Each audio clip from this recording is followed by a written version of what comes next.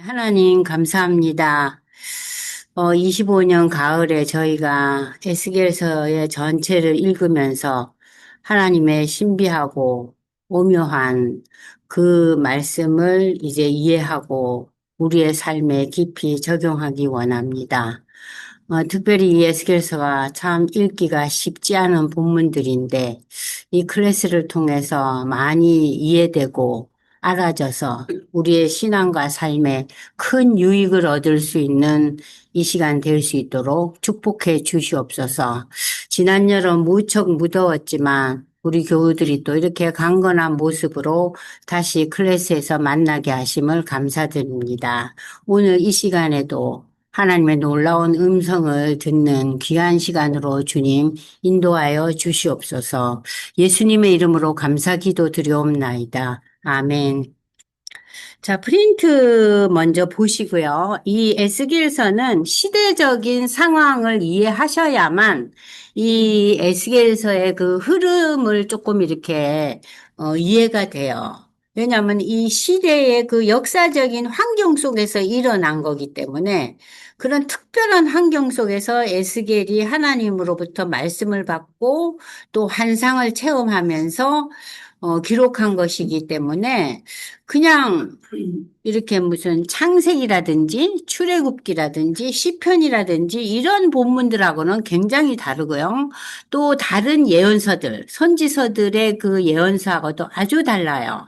그래서 이 에스겔서가 좀 접근하기가 힘들고 대부분의 분들이 이제 에스겔서 하면 37장은 알아요. 그 마른 뼈들이 이렇게 이어져서 소생하는 그 부활의 메시지 그 정도만 알고 계시지 에스겔서 37장 외에는 거의 목사님들도 설교를 별로 안 하세요. 그래서 이 에스겔서를 이제 보통 읽으면 그냥 어떤 분이 그래요, 안 권사님. 눈으로만 읽는데요. 그 얘기가 너무 재밌죠. 네. 그래서 이제 에스겔서를 이제 읽기 전에 우리가 전체적인 그 인트로덕션 파트로 제가 이제 2페이지, 3페이지, 4페이지를 이제 공부하고 그리고 이제 1장으로 들어가려고 합니다. 자, 2페이지를 이제 보시면은요. 지금 이제 그 줌으로 보시는 분들은 이 내용을 이제 컴퓨터로 켜서 보시면 조금 더 편안하세요. 화면이 크니까. 근데 이제 교회 오시면은 이 강의안이 있기 때문에 이거를 받아가시면 좋겠어요. 자, 우리가 신구약을 이제 읽을 때 오늘같이 이제 에스겔서라는 특별한 그 역사적인 배경을 가진 이 예언서를 읽으려면은 신구약의 전체적인 흐름을 간단하게 이제 파악할 필요가 있어요. 이제 우리가 이제 구약을 보면은 여러분 잘 아시지만 창세기부터 이제 시작되는 이 하나님의 천지 창조와 인간 타락. 그리고 이제 하나님께서 그 인간을 참 보시기에 좋았더라고 창조하셨지만 인간의 그 죄악된 모습으로 인해서 노아 시대 때 뭐가 일어나죠? 홍수 심판이 일어나잖아요. 자, 홍수 심판이 일어난 이후에 이제 사람들이 이렇게 널리 펼쳐지면서 인간이 이제 번성을 하는데 인간이 번성하고 성취하면 무슨 일이 일어나죠? 자기를 주장하잖아요. 그 자기 주장의 대표적인 사건이 바벨탑 사건이에요. 그러니까 내가 하나님이 되겠다는 거죠. 그러면서 성경은 이제 1장에서부터 11장까지는 완전히 하나님의 구속사에 초점이 맞춰져 있어요. 그래서 1장에서부터 11장은 믿음이 없는 분들이 보기에는 너무 황당한 얘기들이 많죠. 창조부터 시작해서. 그 구속사적인 의미지만은 이제 12장부터는 하나님의 구속사와 함께 세속의 그 역사 속에서 어떻게 이루어져 가느냐. 예를 들면 뭐 아브라함이 언제 무슨 일을 했고 야곱이 어떻고 요셉이 어떻고 그거는 역사적으로 구체적인 사건이잖아요. 그래서 이제 그 구속의 사건과 세속의 사건이 함께 갑니다. 12장 이후로는. 근데 이제 바벨탑 사건 이전까지는 뭐예요? 그건 구속사예요. 하나님의 구속사. 그리고 이제 세속사와 함께 가면서 제일 먼저 우리가 만나는 것이 아브라함의 그 부르심 받는 거죠. 창세기 12장에 나오는 그 아브라함의 부름의 사건이 여러분 BC 2090년, 지금으로부터 한 4100년, 200년 전 일이에요. 그러니까 아브라함의 부르심은 아주 아주 옛날 원시 시대가 아니에요. 기껏해야 한 4200년 전 일입니다. 자, 그렇게 해서 이제 하나님의 그 구속의 사건이 이 아브라함이라는 인물을 통해서 구체적으로 시작되면서 이제 족장 시대가 전개되죠. 여러분이 잘 아시는 아브라함과 이삭과 야곱과 야곱의 어, 자손들. 그래서 12지파로 이어지면서 이제 그 다음에 이제 일어나는 사건이 뭐요? 이스라엘의 애굽 이주죠. 그래서 이제 그 이스라엘이 이제 그 요셉으로 인해서 그 애굽 땅에서 큰 능력을 발휘해서 이 요셉으로 인해서 굉장한 힘을 얻고 또 어떤 의미에서는 질투도 받았겠죠. 그 애굽 사람들한테. 그래서 이 요셉이 죽고 난 뒤에 이 히브리 민족들은 어떻게 되죠? 노예가 돼요. 요셉이 죽고 난 이후에. 그러면서 이제 이 애굽에서의 생활이 몇 년 지속됩니까? 430년이에요. 그러니까 하나님의 부름을 받은 아브라함부터 시작된 이 족장 시대의 마지막은 어떻게 결론이 내려져요? 아니, 요셉을 하나님께서 애굽으로 부르시면서 이 민족이 뭐가 되게 합니까? 노예가 되게 하는 거예요. 엄청난 시련이 오죠. 그래서 이제 이 430년의 노예 생활이 이제 BC 1876년에 시작해서 1446년 출애굽으로 넘어갑니다. 그러니까 여러분들 430년이라는 이 세월은 참 긴 세월이죠. 그러니까 이 유대 역사에 있어서 애굽에서의 노예 생활, 그리고 오늘 우리가 읽을 이 에스겔서를 배경으로 하고 있는 바벨론 포로기의 70년. 그러니까 이 하나님의 택한 백성들인 이 이스라엘이 얼마나 큰 고난의 수렁에서 살았나 우리가 알 수 있죠. 근데 우리가 보통 뭐 교회도 잘 댕기고 신앙도 좋으면은 모든 것이 잘 형통하고 뭐 하나님이 은혜와 복을 주시지 않겠나. 그러면 전도할 필요 없죠. 말 안 해도 다 오죠. 그 어떻게 의미에서는 믿음의 사람들에게 더 큰 고난이 많이 와요. 그걸 하나님 뭐라 그러셔요? 경책과 훈련이라 그러죠? 그죠? 자, 그러면서 이제 출애굽의 시대에서 이제 40년 동안의 그 방황기와 여호수아로 이어집니다. 그 여호수아가 이제 그 가나안 새 땅에 들어오면서 바로 하나님의 놀라운 은혜가 임해서 이 백성들이 하나님을 잘 섬기는 시대가 아니에요. 그 시대가 사사 시대예요. 그러니까 사사 시대에는 왕이었고 저마다 제각기 살았다 그랬어요. 그러니까 이 말은 뭐냐면은 이 사사 시대가 340년 동안 지속되면서 이 이스라엘 백성들은 하나님의 백성임은 인식했지만 그 가나안의 토속 종교와 가나안의 관습과 문화와 종교에 대해서 마음이 많이 열려져 있었어요. 그래서 또 이 사사 시대가 상당히 어려운 시대였어요. 그래서 이 사사 시대에 이제 그 마지막 사사가 여러분이 잘 아시는 사무엘이에요. 그러니까 하나님께서 사무엘을 그 들어 쓰시는 장면 기억하시죠? 사무엘아, 사무엘아 그러잖아요. 그 엘리 제사장하고의 만남을 통해서. 자, 그러면서 이제 마지막 그 사사 사무엘의 시대가 끝나고 왕조가 시작됩니다. 이제 이스라엘의 첫 번째 왕이 누구예요? 사울과 다윗과 솔로몬인데 참 하나님께서 우리 외우기 좋으라고 다 40년씩이에요. 그래서 이제 이스라엘의 역사가 이 왕조 시대가 초기 왕조가 120년이에요. 사울과 다윗과 솔로몬.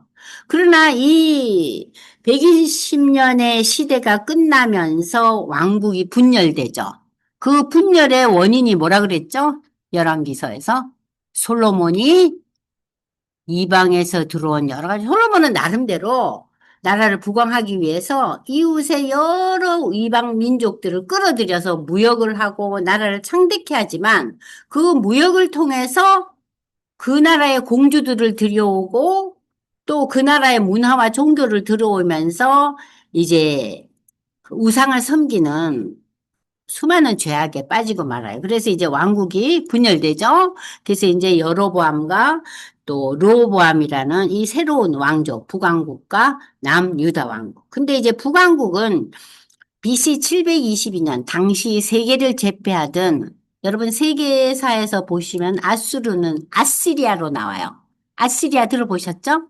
이 아시리아의 BC 722년에 멸망하고 그러니까 이 분열 왕국 시대에서 이제 이 남북 왕조가 함께 우리나라처럼 이제 남쪽 북쪽이 나누어져 있지만 거의 한 200년은 같이 나가요. 우리나라도 남한 북한이 200년 갈까 걱정되네요. 빨리 끝나면 좋겠는데.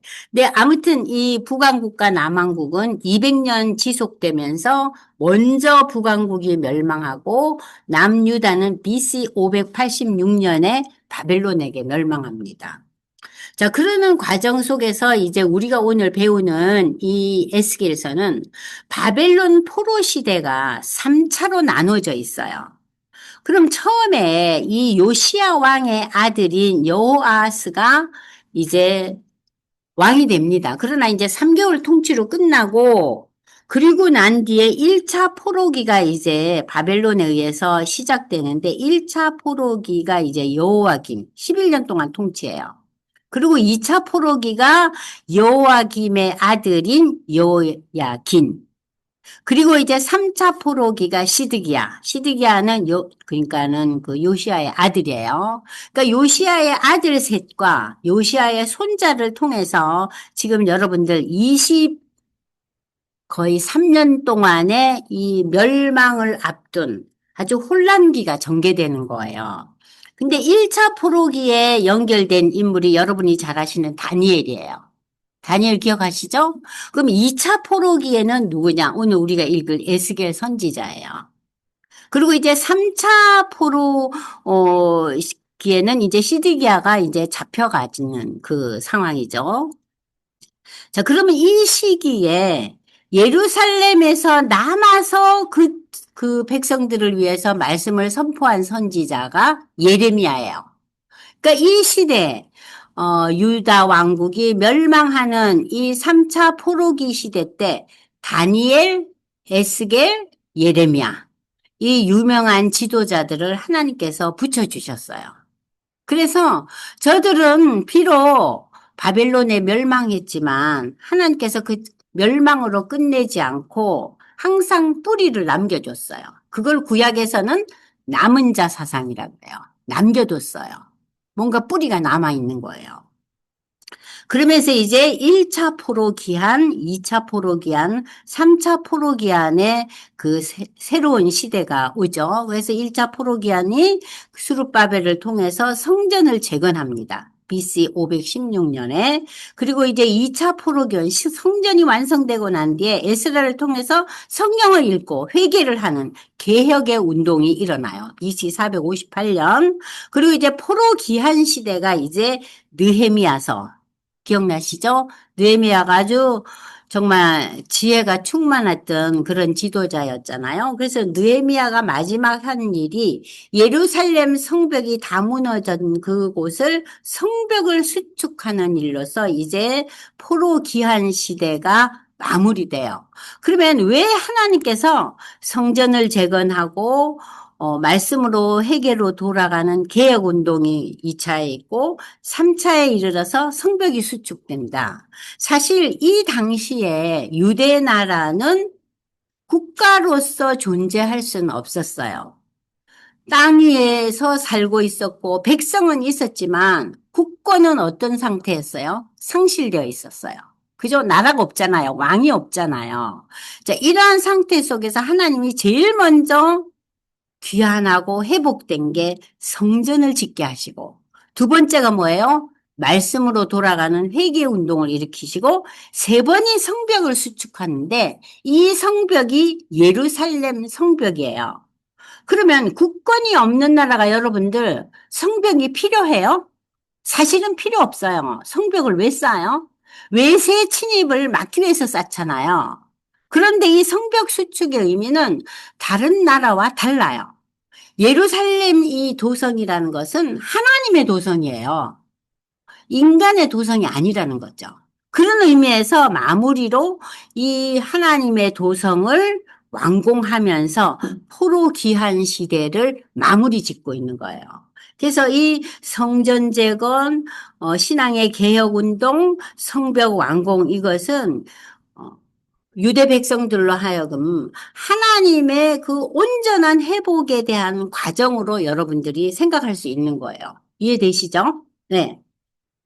그리고 400년 동안에 이제 그 중간 시대에 이르러서 또 나중에 이제 배우겠지만 유대가 뭐 독립운동도 하고 그때 이제 일어났던 일이 여러분이 잘 아시는 마카비 형제들이 독립운동을 일으키기도 하는 그런 거는 나중에 좀 또 공부를 할 거예요.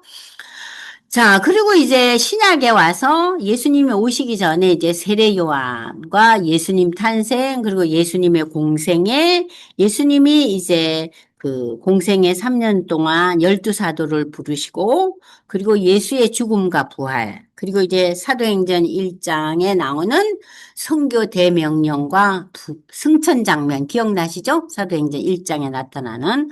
그리고 이제 사도행전 2장에 오순절 성령 강림. 그리고 이어지는 초대 예루살렘 교회.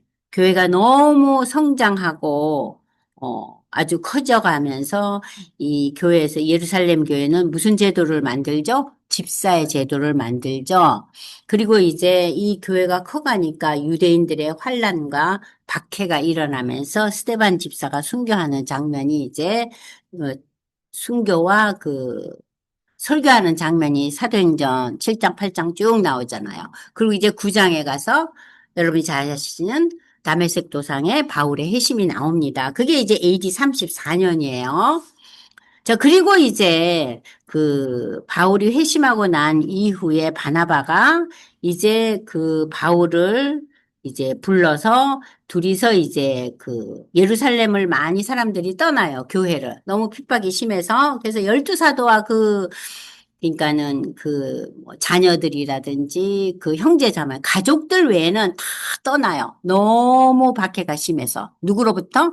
유대인들로부터.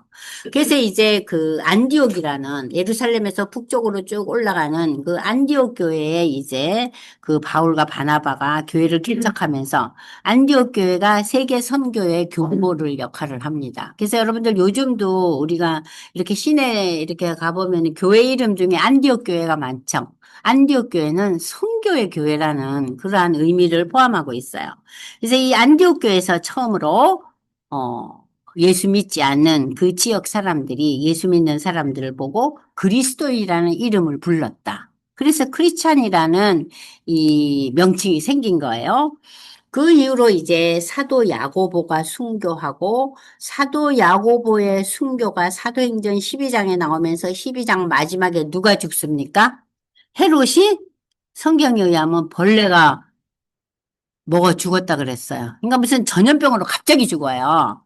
자, 이러한 초대교회의 놀라운 사건들이 이제 펼쳐지면서 바울의 1차, 2차, 3차 전도 여행이 소아시아, 오늘의 터키 지역과 그리스 지역을 향해서 이제 나오면서 중간에 여러분이 꼭 이제 기억해야 될 것이 유명한 예루살렘 공회입니다. 이것은 첫 번째, 기독교의 첫 번째 그러니까는 회의예요. 종교 회의예요. 이 종교 회의의 결론이 뭐예요? 구원은 예수 그리스도로 말미암아 이루어진다는 거예요. 이 예루살렘 공회의 첫 번째 그 결론이에요. 그러니까는 유대의 전통이나 유대의 율법이나 유대의 관습에 의해서 구원이 이루어지는 것이 아니라 구원은 예수 그리스도를 통한 믿음으로만이 가능하다. 그래서 굉장히 예루살렘 공회가 중요해요. 사도행전 15장이에요. 그리고 이제 로마로 이제 바울이 전도 여행을 마지막으로 하면서 로마로 압송당하고 1차 투옥당하는 것이 이제 나오죠. 그래서 이 1차 투옥 당시에 기록된 것을 우리가 뭐라 그러죠? 옥중서신이라고 그러는 거예요. 옥중서신. 그래서 1차 투옥은요, 여러분이 상상하는 그런 로마의 감옥이 아니고요. 렌트한 집이에요. 뭐 물론 뭐 렌트 집이 뭐 좋겠어요. 그 아주 조그만한 그 다락방 같은 그런 데서 이제 연금 생활을 한 거예요. 예, 연금 생활을 하면서 쓴 기록이 옥중서신. 그리고 이제 바울의 2차 로마 투어가, 이때 이제 정말 무서운 그 로마 감옥에 이제 갇히면서, 여러분 그 디모데 후서에 보면은 이제 자기 옷이랑 뭐 가져오라고 그러잖아요. 디모데 후서에 보면은 거기서 이제 순교합니다. 로마 감옥에 순교합니다. 그게 AD 68년이에요. 그리고 이제 성경의 인물 중에서 가장 이제 오래 산 분이 사도 요한이에요. 그래서 여러분들이 그 성경에 나타난 그림 중에서 머리가 하얗고 빼짝 마른 할아버지는 요한이에요. 사도 요한. 그 사도 요한은 거의 100세까지 살면서 마지막으로 이제 그 계시록을 기록하고 이제 사도 요한은 아주 평범한 죽음을 해요. 순교당하지는 않아요. 100살까지 살았는데 뭐 오래 사신 분이죠. 그 시대. 요즘도 100세 살면 엄청 오래 사는 거 아니에요? 그 옛날에 이렇게 오래 사셨어요. 자, 그렇게 해서 신구약의 전체적인 이제 이렇게 약간의 흐름을 살펴보면서 아, 유대 백성이 바벨론 포로기, 2차 포로기가 에스겔서와 연결되어 있구나. 그걸 이제 여러분들이 기억하시면 됩니다. 자, 에스겔 시대에 그러면은 그 당시의 통치자들은 누구였는가? 그 당시에 세계를 제패한 국가는 어디예요? 바벨론이에요. 그래서 여러분이 이제 다니엘서 보면 느부갓네살 왕 얘기 나오죠. 정신병에 걸리기도 하고 쌩 난리를 치는 왕이 있죠. 이 느부갓네살 왕이에요. 그리고 이제 느부갓네살 왕이 아마 손짓불 되는 이 벨사살 시대에 와서 이 바벨론 제국은 느닷없이 망합니다. 다니엘서리에 나오잖아요. 그 벨사셀 시대 때 글씨가 응, 장면에 그 탁 터오르면서 어느 날 갑자기 나라가 망해버리잖아요. 응? 아수르도 갑자기 망해요. 아수르도 히스기야 왕이 기도하고 우리나라가 이제 어떻게 해야 될지 모르겠다. 아, 북이스라엘이 아수르에 멸망하는 거 보고 굉장히 히스기야가 수십을 받아요. 남유다의 왕이. 이제 우리는 어쩌느냐, 이 아수르 대제국에. 그래 기도했더니 하나님이 그 아수르의 18만 5천 군사를 하룻밤새 다 죽여버려요. 그 사건이 이제 여러분 열왕기서에 다 나와요. 그러니까는 이 히스기야가 얼마나 어깨가 으쓱했겠어요. 그리고 제일 놀란 게 이 18만 5천의 군사가 죽고 난 뒤에 이 아수르는 그 다음 날로 망해버려요. 왜냐하면 그 왕의 아들이 모반을 하면서 왕을 죽이고 나라가 그냥 망해버려요. 아수르 제국이. 그리고 바벨론은 또 100년도 못해서 또 망해버려요. 이 벨사살 시대 때. 그러니까 여러분 보세요. 세계를 제패했던 아수르, 세계를 제패했던 바벨론, 다 하나님의 강권적인 능력 앞에서 그냥 어느 날 다 망해버려요. 그래서 저는, 아유, 우리도 너무 김정은이에 대해서 신경을 곤두세우고 두려워할 필요가 없다. 하나님의 때가 오면은 뭐, 만져주시겠지. 만져주시겠죠? 그잖아요?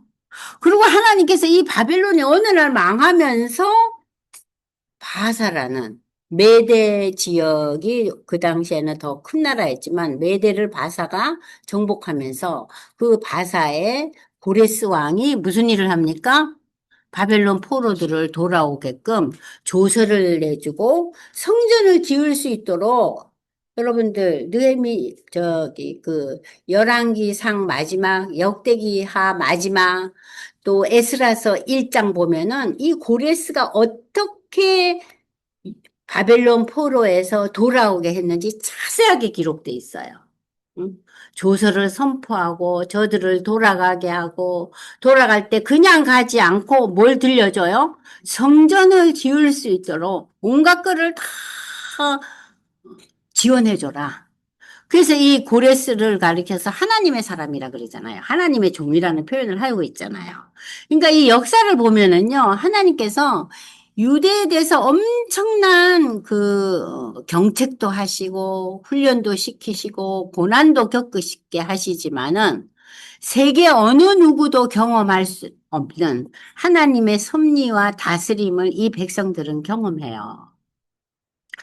자, 그래서 이제 이 유다의 마지막 바벨론 제국, 바사 제국으로 인해서 다시 회복되는 1차 회복기의 얘기까지 이제 나오면서 여러분이 보시면은 이제 다리오 1세, 아하수에로 왕, 아닥사스다 왕. 여러분 아하수에로 왕 하면 누가 기억나요?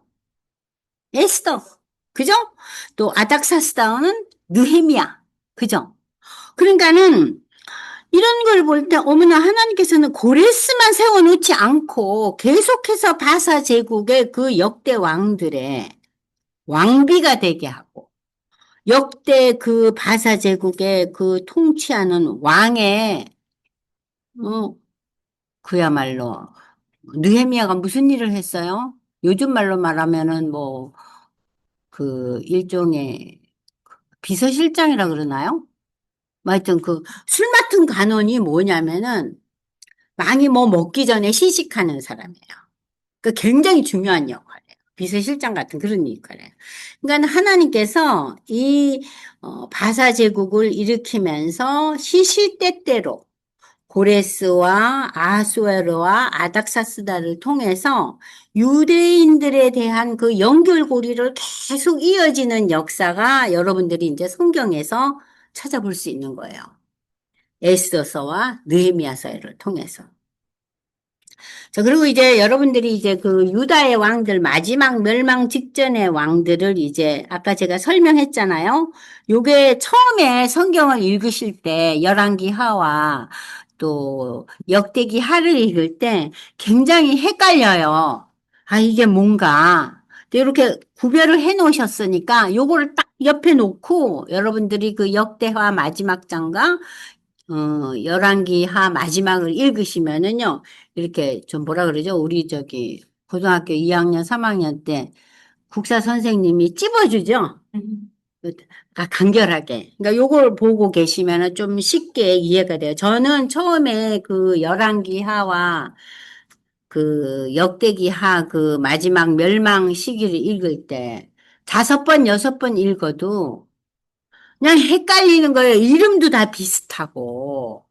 그래서 제가 이렇게 도표를 만들어 놨으니까 참고하세요. 그리고 제가 아까 이제 얘기했듯이 에스겔 시대의 그 선지자들이 예레미야 선지자는 어디에 남아서 말씀을 선포했어요? 예루살렘에 남아있어. 그리고 다니엘은 바벨론의 수도에서, 왕궁에서 왜냐하면 다니엘은 그 시대에 왕 다음에 가는 지도자 역할을 했잖아요. 그죠? 자, 그리고 이제 에스겔은 바벨론 땅에서 바벨론에 사로잡혀 온 유대의 사로잡혀 온 사람들이요. 평범한 사람들이 아니라 그랬죠? 다, 특별한 기술이 있거나 고위 관직이든가 귀족이든가 이런 사람들이 이제 끌려왔는데 이 끌려온 사람들을 위해서 사역을 한 자가 에스겔이에요. 그래서 예레미야, 다니엘, 에스겔이 이 시대에 큰 역할을 한 선지자들이죠. 그리고 이제 에스겔 시대의 연대기도 여러분들이 이제 참고하시면 되겠습니다. 자, 제사장 출신의 에스겔의 이름은 하나님이 강하게 하신다. 야, 이거 너무 부럽지 않아요? 예? 야, 하나님이 강하게 하시니 누가 넘겨뜨리겠어요? 그잖아요. 하나님이 강하게 하신다는 특별한 의미를 가진 이 에스겔의 이름. 이 에스겔은 2차 바벨론 포로기에 여호와긴 왕과 여호야예요. 이거 제가 미스프린트예요. 예, 그래서 여러분들이 고치시기 바랍니다. 그리고 아까 연대기에도 여호야긴이에요. 여호야긴. 보이시죠? 고치세요. 여호야긴. 제가 미스프린트예요. 연대기에 나와 있는 거. 보셨죠? 예. 여호야긴. 그리고 그 다음에 이제 여호야긴 이것도 고치세요. 자, 고치셨어요? 자, 그러면 이 여호야긴 왕과 함께 포로로 잡혀가면서 그 바벨론의 그발 강변 데라빕에서 거주했는데 이게 오늘날 이란 지역이에요. 거기에 거주하면서 이 특별한 이 지역을 이제 아마 무슨 캠프처럼 만들어가지고 포로로 잡혀간 자들을 위한 억류자 보호구역이었다 그랬어요. 그러니까 이 구역에서만 살았어요. 이 유대에서 잡혀온 사람들이요. 끌려온 유대 지도층 인사들은 전쟁의 참혹함을 경험하면서 아마 아주 그냥 공포에 사로잡혀 있었죠. 포로 생활에 익숙해지면서 하나님과 함께하는 삶을 저들은 포기하고 바벨론의 종교와 문화가 저들의 그 삶의 방식으로 점차 받아들여지. 그러니까 완전히 바벨론화 되는 거죠. 이때 하나님은 에스겔을 선지자로 부르시고 세우십니다. 정착한 지, 그러니까 잡혀온 지 4, 5년이 지나고 이제 에스겔의 나이가 30살에 이르자. 이 30살이라는 것은요, 이 유대인들에게는 제사장이 될 수 있는 나이. 공직자 생활이 시작되는 나이예요. 30세의 선지자로 하나님의 부르심을 받습니다. 그는 선지자 예레미야와 다니엘과 동시대에 살았고 예루살렘 멸망 이전부터 바벨론 포로 기간 동안 사역하면서 하나님의 말씀을 받고 있습니다. 자, 그래서 이제 여기 보시면은 이에 비해 자, 어떠세요? 그 에스겔은 제사장 가문의 출신으로 어 포로로 끌려온 그 백성들을 직접 찾아가서 하나님 말씀을 선포합니다. 그러니까는 다니엘과 예루살렘에 있던 예레미야하고는 좀 상황이 다르죠? 상황이 달라요. 자, 에스겔은 이 잡혀온 지역, 그야말로 피난민, 난민촌 같은 그런 캠프 속에서 이제 그 잡혀온 유대 백성들을 위해서, 유대인들을 위해서 선지자로 말씀을 선포하는 그런 역할을 담당했어요. 근데 왜 이렇게 에스겔서가 어려운가? 환상과 비유가 너무 많이 나와요. 환상과 비유가 많이 나오기 때문에 다니엘서와 함께 구약 성경에서 이 다니엘서와 에스겔서를 계시문학이라고 해요. 신약에서는 계시록이겠죠. 그래서 신구약 성경에 하나님의 예언, 계시문학을 우리는 다니엘서, 에스겔서, 요한계시록. 그래서 여러분들이 다니엘서도 좀 어렵다 그러시잖아요. 그죠? 근데 다니엘서는 그래도 좀 스토리의 그 진행이 있어요. 그죠? 다니엘서는 스토리가 있잖아요. 근데 이제 이 계시록과 에스겔서는 스토리가 없어요. 별 스토리가 없어요. 그래서 읽기가 어려워요. 자, 그래서 이 에스겔서는 제사장적인 관점과 예언자적인 관점이 조화롭게 다루어져 있다. 예레미야서보다 그 앞으로 일어날 예언이 보다 더 상세하게 기록되어 있고, 이제 앞으로 일어날 이스라엘의 회복과 영광에 대한 내용도 훨씬 더 구체적입니다. 그래서 하나님의 영광이 나타났다가 하나님의 영광이 사라지기도 하는 여러 가지 특별한 내용이 많이 이렇게 나오고 있어요. 자, 구약의 어떤 예언서보다도 이해하기 어려운 환상과 비유가 많아서 신약의 요한계시록처럼 많은 성도들이 읽고 이해하기가 참 어려운 본문들이에요. 이 에스겔서를 자신의 그 예언 사역을 다 내려놓은 이후에 지나온 세월을 돌아보면서 하나님께서 주신 말씀을 이렇게 메모는 해놨겠죠, 물론. 그 메모한 것들을 상세하게 기록한 것이 바로 에스겔서입니다. 그래서 이 BC 570년에서 560년. 그러니까는 죽기 전 10년 동안 이제 일을 내려놓고 이 에스겔서를 쓰는데 혼신의 힘을 다한 거예요. 특별히 에스겔서는 회복된 이스라엘의 모습을 묘사한다.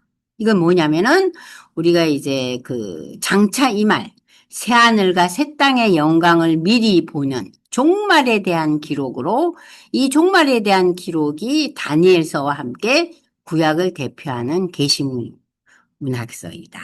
그러니까 이 종말에 대한 기록이 더 확실하고 자세하게 기록된 본문은 신약의 요한계시록입니다.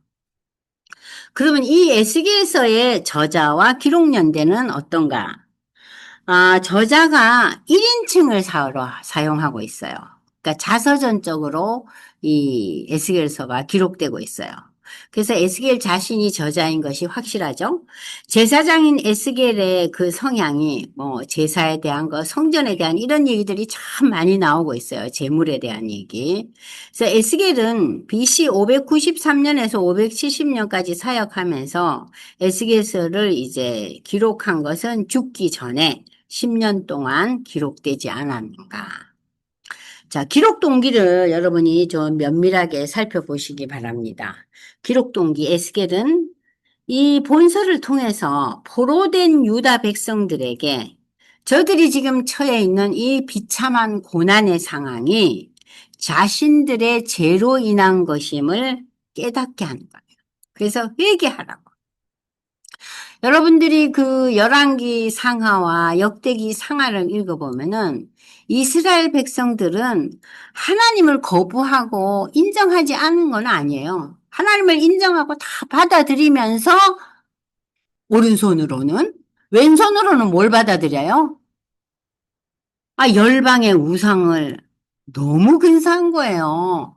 열방의 우상은 무엇으로 한마디로 표현하냐면요. 우리 눈에 보이는 물질이에요. 그러니까 여러분들이 우상이 단순히 무슨 이상한 뭐 동물을 만들어 놨다든지 무슨 뭐 불교에서 요즘 말하면 석가모니 이상을 본다든지 그것만이 우상이 아니에요. 우리가 추구하는 그 목표가 무엇이냐? 우리가 추구하는 목표가 아니 우리 아들 새끼 딸 자식이 잘 되는 게 내 소망의 결론이다. 그게 우상이에요. 우리 소망의 맨 마지막 고울이 어디에 있느냐? 그 마지막 소망의 고울이 내 남편이 어떻게 되는 거다. 응? 내가 뭘 하는 것이다. 내가 지금 뭐 이러한 일을 하고 있는데 내가 이 자리에서 내가 마지막 최고 통치자가 되고 싶다. 그것이 내 인생의 고울이다. 하면 그게 뭐예요? 그게 우상이에요. 그러니까 이 우상 숭배라는 거에 대해서 우리 기독교인들이 착각하고 있어요.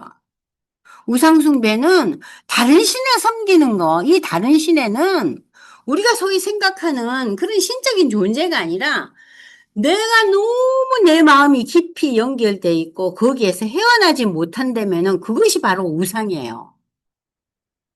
물질에 대한 우상, 자녀에 대한 우상, 명예에 대한 우상. 특히 뭐 남자분들은 자기 그 명예에 목숨을 걸잖아요. 그게 다 우상이라는 거예요. 그러니까 이 에스겔서에서는 그 인간의 모든 그 본능적인 그 우상 숭배적인 요소를 깨닫고 회개하게 하기 위해서. 두 번째는 이러한 그 피난 난민총에서의 삶 속에서도 하나님이 결국 이스라엘을 회복시키시라는 그 하나님을 믿으며 끝까지 소망을 가지라고. 그래서 하나님은 심판도 하시지만 하나님은 용서와 사랑과 긍휼의 하나님이시다는 거. 그걸 이제 보여주시고 세 번째로 메시아로 세상에 오셔서 택한 백성들을 구원하시고 인도하는 예수 그리스도의 사역과 영광스러운 하나님의 나라를 새하늘과 새 땅을 이제 예표하는 그 메시지를 오늘 우리 성도들에게 소망으로 안겨주기 위해서. 그래서 오늘 우리가 예수를 믿는 가장 궁극적인 골이 뭐예요? 내가 하나님의 자녀 되는 것이고, 그래서 나는 사망의 종이 되지 않고 하나님의 종이 되는 거 아니에요. 그 인간이 가장 두려워하는 그 대상이 뭐예요? 죽음이잖아요. 죽음 앞에서는 누구도 다 벌벌 떨잖아요. 그런데 예수를 믿음으로 해서 사망의 권세를 우리가 이길 수 있잖아요. 왜냐면은 요한복음에 나오죠. 우리가 뭘 누린다고? 영생할 것이다. 영생할 것이다. 그래서 이 영생이라는 것은 지금 오늘 우리의 현 시점에서 시작해서 이제 천국의 새하늘과 새 땅에서의 하나님과의 그 공존하는 그때까지가 다 이어져서 뭐라고 표현해요? 영생이에요. 그래서 영생은 여러분들 우리가 이 땅을 떠나서 가는 것이 영생인가 아니라 오늘 내가 예수를 믿음으로 해서 영생에 대한 소망을 가짐으로 해서 우리는 영생이 시작된 거예요. 왜냐? 죽음이 우리를 이길 수 없으니까. 우리가 죽음을 극복했기 때문에 영생이 시작된 겁니다. 자, 그래서 오늘날의 성도들에게 이 에스겔서 맨 마지막 절 그 43장부터 48장까지 읽으시면은요, 그냥 그 소망의 물결이 막 넘쳐요. 그러면서, 아, 하나님이 함께 하시는구나. 그러면서 에스겔서의 맨 마지막 표현이요, 우리에게 큰 감동을 줘요. 하나님이 거기 계시더라. 그건 뭐예요? 하나님이 나와 함께 하신다는 거예요. 임마누엘의 하나님. 그러면서 이 에스겔서가 끝나요. 그래서 처음에 에스겔서를 잘 이해를 못할 때는 이 마지막 절이요. 너무 마음에 와닿지를 않고 아니 뜬금없네. 하나님이 거기 계시다니. God is there. 그러고 끝나버려요. 아니 이게 뭔 소리요. 여태까지 중내 사내 하다가. 그 뭐냐? 하나님이 함께 하신다는 거. 영생. 새하늘과 새 땅을 이야기하는 거예요. 그러니까 이제 그 좀 이해를 하시고 난 뒤에 에스겔서 마지막 그 문장을 보시면은요, 굉장히 여러분들이 감격하시게 돼요. 제가 에스겔서를 조금 이해한 거예요. 10번도 더 읽어도 몰랐어요. 그래서 주석을 찾고 이게 무슨 소린가, 무슨 소린가. 하나하나 찾아보니까, 아, 이게 이 얘기구나. 여러분이 이번에 한 번 들으시면서도 충분히 아마 이해가 되실 거예요. 제가 하도 반복해서 얘기를 많이 하거든요. 지금 이 48장이요. 반복되는 내용이 많아요. 그러니까 어떤 분들은 왜 똑같은 얘기를 계속 하는가? 그 똑같은 얘기를 48장을 읽으면서 여러분들 이해되셨어요? 이해 못했잖아요. 계속 똑같은 얘기를 하고 있어요. 그래도 우리가 이해를 못했어요. 48장을 읽으면서. 근데 이제 요번 한 학기 동안 12, 3주 동안 계속해서 들으시면서 그 똑같은 얘기지만 지루하지 않고 좀 이해가 되실 거예요. 자, 지금까지 이제 기본적인 그 에스겔서 저자와 얘기를 들었다면 역사적인 배경은 우리가 이제 보았듯이 유다 왕국이 바벨론에게 멸망하기 전 3차에 걸쳐서 파괴당하면서 BC 586년에 멸망을 하는데 이 멸망기가 다른 나라와 달리 1차, 2차, 3차에 걸쳐서 무려 23년 동안 아주 그냥 진미김을 당해요. 여러분 어떤 나라가 23년 동안 전쟁을 통해서 망하겠어요? 중간에 포로로 잡혀가기도 하고 왕이 끌려가고 마지막에는 왕이 눈알이 다 뽑히고 그리고 눈알이 뽑히기 전에 마지막 장면이 뭔 줄 아시죠? 왕의 아들이 왕이 보는 데서 죽잖아요. 죽임을 당하죠. 그러면서 눈알이 뽑혀요. 그러니까 이 처참한 23년의 세월이 흐르면서 유다 왕국이 멸망해요. 아수르는 하루 만에 멸망하지만. 그러니까 이 하나님께서 그 우리가 지난번에 지난 학기에 배운 게 유건산이 뭐였죠? 히브리서죠? 히브리서에서 우리가 뭐 여러 가지 뭐 멜기세덱도 배우고 많이 배웠지만 히브리서 12장 6절 여러분 메모해 놓으세요. 주께서 사랑하시는 자를 징계하시고 그가 받아들이시는 아들마다 채찍질 하신다. 징계와 채찍질. 그래서 우리가 고난과 어려움을 겪을 때, 아이고, 내가 하나님의 친자식인갑다. 와일이 나를 들볶으시나. 응? 근데, 안건사님 그런 생각 드셔요? 너무 나를 사랑하셔서 이렇게 나를 들볶으시네. 그런 생각 안 들어요. 속만 들끓지. 근데 우리 히브리서 배웠잖아요. 주께서 사랑하시는 자에게 징계를 주시고 채찍질 하신다. 참 놀라운 내용이죠. 자, 그래서 이제 전체적인 흐름을 보겠습니다. 이 48장에서 1장에서 3장까지는 뭐가 나옵니까? 에스겔의 부르심이에요. 에스겔을 어떻게 하나님이 부르고 계신가? 두 번째는 에스겔을 통한 하나님의 말씀이 예언되는데 4장에서 23장, 24장까지는 유다에 대한 하나님의 심판이에요. 그러니까 20장 동안 내 유다에 대한 심판 얘기가 계속 쏟아져요. 그리고 이제 그 시대에 유다의 주위에 있던 열방에 대한 심판은 7장이에요. 그러니까 보세요. 사랑하는 자한테 심판이 더 엄청 세죠. 그죠? 이렇게 해서 이제 4장에서 32장까지는 심판에 대한 메시지가 계속 나와요. 어떻게 보면 여러분이 이제 읽다 보시면 좀 지루하실 수도 있어요. 근데 이제, 이 유다에 대한 징계와 이 채찍질이, 내가 하나님의 자녀라면 나에게도 해당되겠구나 하는 걸 생각하시고 좀 들으시기 바래요. 그리고 이제 챕터 3는 뭐냐? 이스라엘의 그 회복, 그리고 성전이 재건되는 거. 이 마지막 이제 33장에서 48장까지가 이제 예배가 회복되고 새하늘과 새 땅이 도래한다는 그 미래에 대한 그 하나님의 그 회복의 메시지. 그러니까는 에스겔서는 소명과 하나님의 심판과 하나님의 회복. 이렇게 세 카테고리로 나누어지고 있어요. 그래서 여러분들 그 도표를 한번 보세요. 내용 전개 나오죠? 에스겔의 소명. 이 소명에서 에스겔은 그 하나님의 영광을 체험해요. 환상 가운데 봐요. 그래서 어떤 분들은 그러잖아요. 저도 그 영광의 모습을 한번 보고 싶습니다. 영광의 모습. 그 하나님의 영광의 모습을 우리가 굉장히 보고 싶잖아요. 뭐 불같다느니 뭐 어떻다느니. 근데 우리에게는 하나님의 영광을 누구를 통해서 계시하셨어요? 예수님을 통해서 계시하셨어요. 그것이 요한복음 1장 14절이에요. 인카네이션 하셨잖아요. 하나님이 예수에게.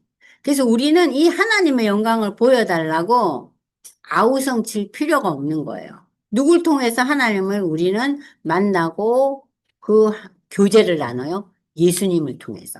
그럼 또 어떤 분들은 예수님 떠나셨잖아, 하늘나라로. 그래서 예수님이 떠나시면서 우리에게 뭘 주셨어요? 성령을 주셨잖아요. 내가 떠나는 것이 너희에게 유익할 거다. 내가 떠나고 난 뒤에 너희 한 사람 한 사람에게 누가 임해요? 하나님의 영, 성령이 임할 것이다. 그리고 이제 4장 24장까지 유다에 대한 심판, 열방에 대한 심판, 회복에 대한 소망으로 이렇게 쭉 나눠지는데, 여기 제일 밑에 보시면은요, 핵심 구절을 제가 이렇게 일부러서 붙여놨어요. 그래서 여러분들이 나중에 이 강의가 끝나고 난 뒤에도, 에스겔서 전체를 못 읽더라 해도, 요 핵심 구절을 읽으시면서, 지난번에 들었던 내용을 좀 떠올려 보자. 그럼 요 핵심 구절을 한번 여러분 읽어보세요. 그럼 메인 주제와 테마가 다 나와 있어요. 아시겠죠? 네. 그러면 이제 에스겔서가 이제 우리에게 어렵게 느껴지는 그 환상들의 종류를 제가 한번 열거해 놨어요. 왜냐하면 나중에 챕터마다 장마다 읽을 때만 이렇게 부숙부숙 나오면은 여러분들이 또 이거 뭐야, 이거 뭐야. 그러거든요. 첫 번째 나타나는 것이 1장에 이제 나타나면서 우리로 하여금 에스겔서를 덮게 만들어요. 아이고, 이거 못 읽겠네. 예? 제가 왜 이 얘기 하냐. 제가 그랬거든요. 뭐, 이거는 간두자 고등학교 거 읽어야겠다. 응? 그러면서 그 다음에 다니엘서 보니까 다니엘서도 어렵거든요. 아유, 이것도 못 읽겠네. 그리고 넘어가 버려요. 이 에스겔서 1장서부터 엄청난 생물과 바퀴에 대한 환상이 나와요. 바퀴라 그러면 여러분들 뭘 생각하시면 되냐면 자전거 바퀴 있죠? 자전거 바퀴. 그 바퀴가 돌아가는 거예요. 이 바퀴가 돌아가는 것은 생동이에요. 움직이는 거예요. 역사하는 거. 그래서 내 생물과 바퀴에 대한 환상을 통해서 하나님의 주권과 섭리를 계시하고 있어요. 두 번째, 두루마리. 두루마리 옛날에는 책이 없었잖아요. 두루마리였잖아요. 이 두루마리는 하나님의 심판을 나타내요. 근데 이 하나님의 심판이라는 것은 뭐예요? 애곡과 재앙의 글. 그러니까 비참하고 너무 힘겹고 음, 너무 힘든 그러한 그 두루마리 책 내용, 심판의 내용. 그다음에 이제 3장에서 하나님의 영광이 에스겔이 벙어리가 돼요. 영광을 나타내면서 에스겔이 아니 선지자가 예언자가 벙어리가 되면 이건 하나님이 말씀을 선포를 못하면 이 바벨론 포로들이 어떻게 듣겠어요? 왜 벙어리를 되게 하셨나? 이것도 너무 엉뚱한 거예요. 저는 에스겔서를 몇 번 읽을 때도 에스겔이 왜 벙어리가 됐는지, 벙어리가 된지 어떻게 된 건지, 그것도 다 앞장 읽다가 뒷장 읽으면 다 잊어버리고 아무것도 기억이 안 났어요. 에스겔이 벙어리가 돼요. 7년 동안. 일주일이 아닙니다. 얼마나 본인이 힘들었겠어요. 벙어리도 되고, 자기 아내도 죽고, 뭐 이 에스겔이 엄청난 고난을 겪어요. 그러나 그는 하나님의 영광을 바라보는 체험을 하는 거예요. 그리고 이제 성전에 대한 그 환상. 하나님의 영광이 성전을 떠나는 장면을 보는 거예요. 그리고 그 성전에 다시 돌아오시는 거를 또 봐요. 우상숭배로 하나님의 영광이 성전을 떠나심으로 심판의 메시지를 주시고 하나님의 영광이 성전으로 다시 오는 환상을 통해서 회복을 계시하고 있습니다. 그러고 난 뒤에 이제 에스겔의 마지막 절이 48장 35절. 하나님이 거기에 계시구나. 하나님이 계시다는 말씀으로 에스겔은 마무리를 짓고 있어요. 자, 그 다음에 여러분이 잘 아시는 마른 뼈의 환상. 이것도 언약 백성 이스라엘의 회복을 계시하고 있고 새 성전에 대한 환상도 성전이 재건된다는 것을 계시하고 있습니다. 근데 이 성전 재건이라는 것은 물론 스룹바벨 성전, 그다음에 스룹바벨 성전이 더럽혀지자 헤롯 성전을 짓죠? 기억나시죠? 헤롯 성전을 짓지만 이 헤롯 성전은 AD 70년에 로마에 의해서 회파돼요. 그러니까 우리가 눈에 보이는 성전은 다 사라지고 없어요. 처음에 성전이 뭐예요? 솔로몬 성전이 바벨론에 의해서 완전히 불타죠? 그래서 무슨 성전을 만들어요? 수룹바벨 성전을 고레스의 도움으로 짓잖아요? 그러고 난 뒤에 이 성전이 또 더럽힘을 당하잖아요. 이방 신들을 섬겨 거기에 그림을 붙이고 이방 우상을 그 성전 안에 갖다 놓고 어떻게 보면 우리가 지금 보면 그 예배당 안에요. 그래서 이상한 그림이 붙어져 있고 그래서 이상한 조각물이 와 있는 거예요. 우리는 그게 상상이 안 되잖아요. 그런 일들이 일어나요. 그러니까 그런 것을 이 에스겔은 환상으로 미리 다 봐요, 또.